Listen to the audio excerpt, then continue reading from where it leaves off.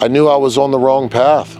I knew that I was destined for something better than what I was doing, and I wanted more. I didn't want to die from a drug overdose. I didn't want to end up in jail like my father. I knew that there was more there for me, and I knew that in order to get where I wanted to be, I had to change. I had to change the places that I was, and I had to change the things that I was doing. If you want to hear more about the journey, guys, AnthonyBirdsong.com, TikTok, Facebook.